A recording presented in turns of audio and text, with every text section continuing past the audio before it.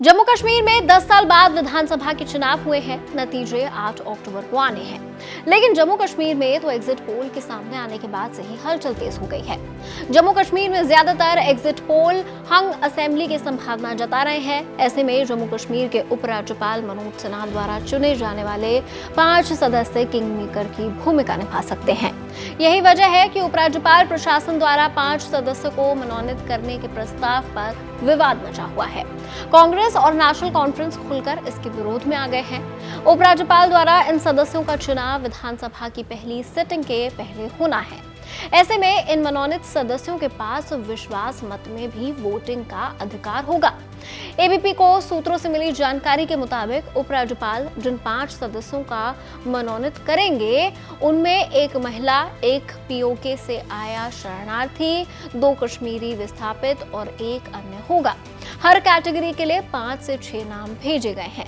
कहा यह भी जा रहा है कि एलजी की ओर से जिन 5 सदस्यों को नामांकित करना है, उसकी प्रक्रिया आज शाम या कल तक पूरी हो जाएगी।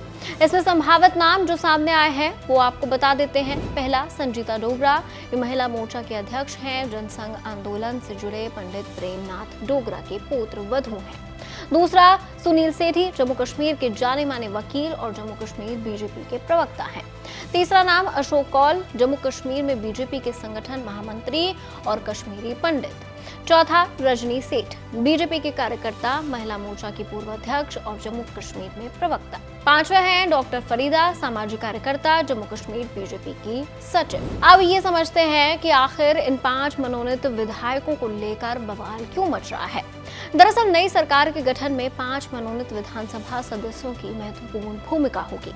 जम्मू कश्मीर जनप्रतिनिधित्व अधिनियम के इन संशोधनों के अनुसार, जिसने सरकार को 5 सदस्यों को मनोनीत करने का अधिकार दिया है, जो कश्मीरी विस्थापित व्यक्तियों और पाकिस्तान के कब्जों वाले जम्मू कश्मीर पीओजेके के लोगों का प्रतिनिधित्व करेंगे, उन्हें निर्वाचित प्रतिनिधियों की तरह ही पूर्ण विधायी शक्तियां और विशेष अधिकार प्राप्त होंगे।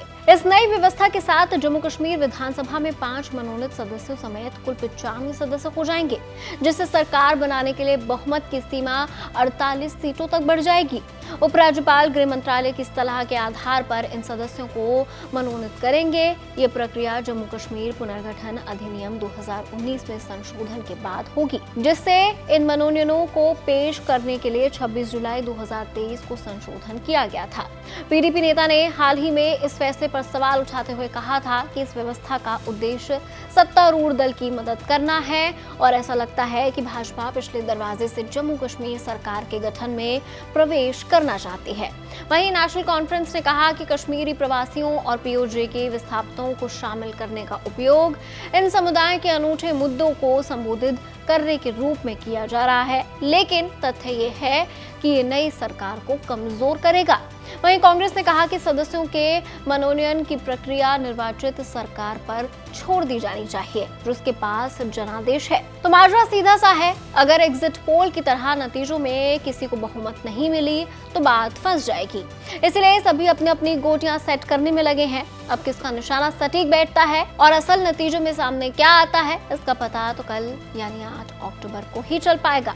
लेकिन इस पूरी गणित को आप कैसे देखते हैं, कमेंट सेक्शन में आपकी राय जरूर शेयर कीजिए। देखते रहिए ABP live. What does Haryana's youth want?